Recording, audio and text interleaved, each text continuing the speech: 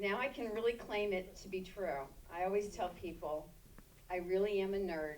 I just pretend to be a girl on TV. How many people do you know that have a pair of Google Glass?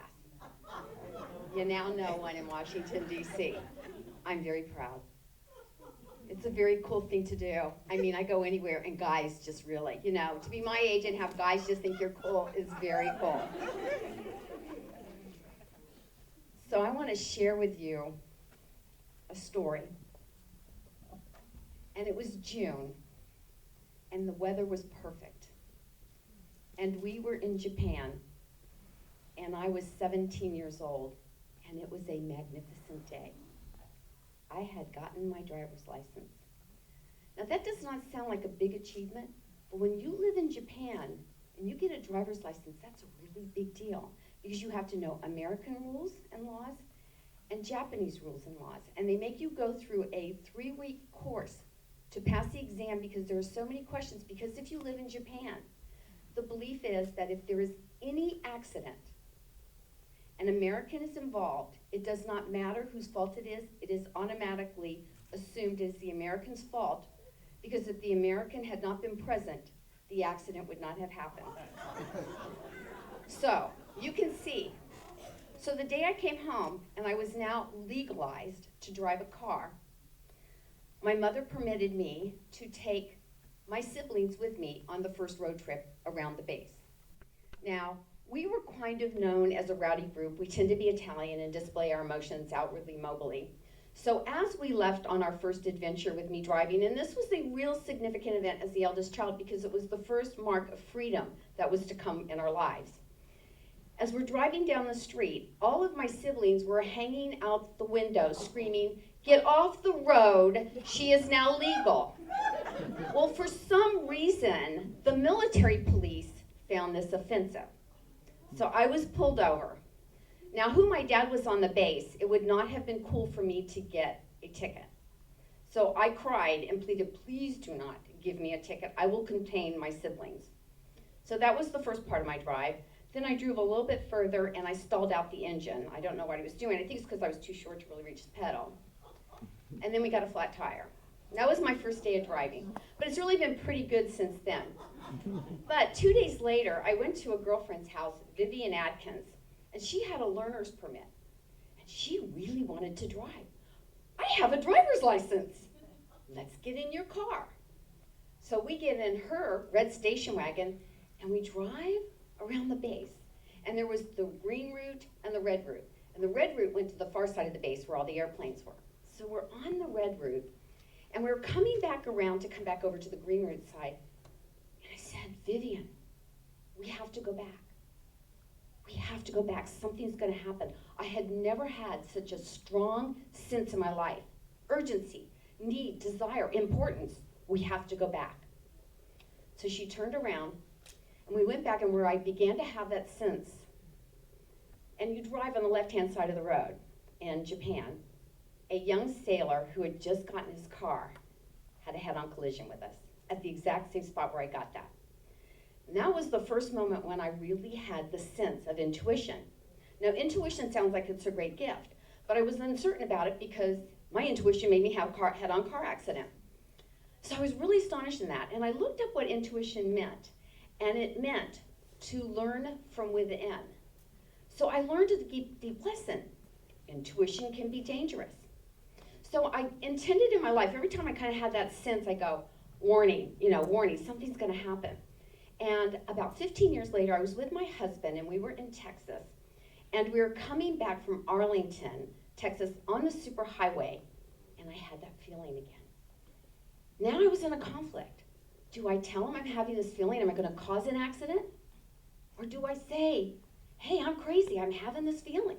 Because I had never told anybody this story before. And I said, "Look, Larry, would you do me a favor? Would you put your seatbelt on?" Because in those days you didn't really always have to have your seatbelt on. I said, "The last time I had this feeling, I was in a head-on car collision. And I was in the hospital, and I think it's really important." And he goes, "Okay." And he slowed down just enough. And as we came around this corner that was blind, there was a woman who was weaving coming head-on at us. But because I spoke up, because I spoke up, he had the presence of mind to take a diversion action, which saved our lives. Now, what I want to tell you and why I want to share this story with you is I'm actually a futurist. I really do just pretend to be a girl on TV. I have spent my life, I've actually been invited to secret meetings where they bring in top 50 futurists from around the world. I have always conjectured it was a mistake my name was on the list, but I still went because the food was great. But we go to secret places. Now they don't really do things that way because now you can kind of take all the data that comes in. But I've always been curious about what's the future telling us? What do we know about the mind? And I really wanted to be last today because I want to tell you, because this is the Woman 4.0 TED Talk. And I want to tell you what we need to know that I know is coming in the future. So one, things that you need to be listening to and studying are neuroscience. And I'm going to tell you some exciting things about neuroscience, what we know today about the brain. One is that if you think about our brain and our body, it's all connected. Now there's some things we have been telling people that, and I coach and mentor people all of the time, and I used to say, you know something, nobody can make you feel that way. They can't make you feel bad. Well, actually, science now demonstrates that people can actually make you feel bad. We're actually wired to mirror image what we see. So I want you to be mindful of that, because if you're leading, you're influencing, you're driving, you're talking to somebody, you are impacting what you're giving and what you're getting. So you have this incredible power that you possess. The other thing we've recently discovered is that in the brain, and this is fascinating, that we are actually coded to be social. It is an instinct for our survival. Without sociability, we don't survive because of our connectedness that provides the path for success, for safety, for knowledge, for information. So, as we know in school today, and somebody hits somebody, you are going to the president, you're going to the principal, and you're going to get suspended. What we now know is that if you rebuff somebody socially, it causes the same pain that it does in the center of the brain if you hit somebody. Do you know that if somebody is depressed for being socially rejected, you can give them a Tylenol and they will feel better? Do you understand the power of this knowledge and this information? So neuroscience is a new emerging science that we're all discovering, but it's really critical that we understand. Now, there was something I learned in my experience from this intuitive experience, was that I know that there's a way to judge and ascertain if you really are truly aligned. And I call it the 3-point alignment. And it has to do with your brain, your heart, and your gut. And if you think about the things we've always said to each other, it's trust your gut, trust your instinct. And what we have learned today is that our mind, our heart, and our gut are all truly aligned. So as you go forward to make decisions, you need to stop. And if that's where you need to be, because I don't think we truly live our lives truly authentically, I have lived my life making sure that I please everybody who's in my circle, my parents, my siblings, my family, everybody's expectations. And I failed to take my check and please me. I left somebody behind along the road, and it was me. And if I'm not full for me, I will never be enough for anybody else. Just recently, I told my husband, I'm starving. Now, at my house, this has real implications because I don't cook. So my husband said, what would you want? I said, I'm starving for color. He looked very puzzled because he wasn't sure what food group that would be. I said, I'm starving to start painting again.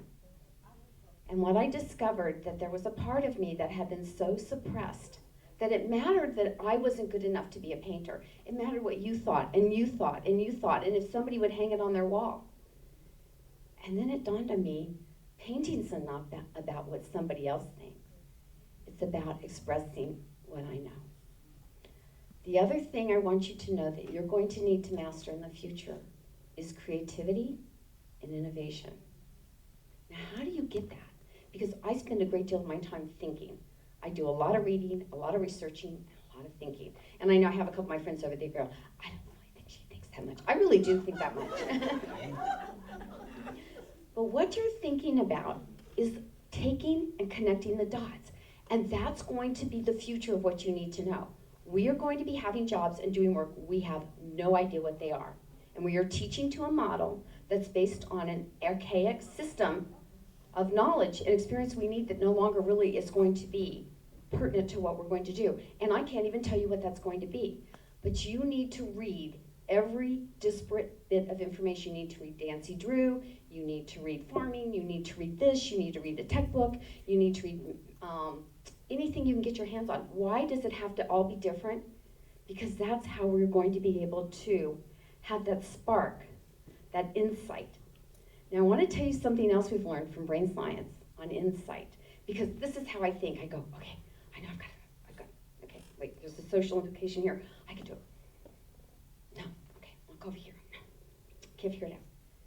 And then I learned in neuroscience that if you want to find the insight, the spark, that thing you want to know, because I know you, every one of you are going, I know it's here, I know it's here.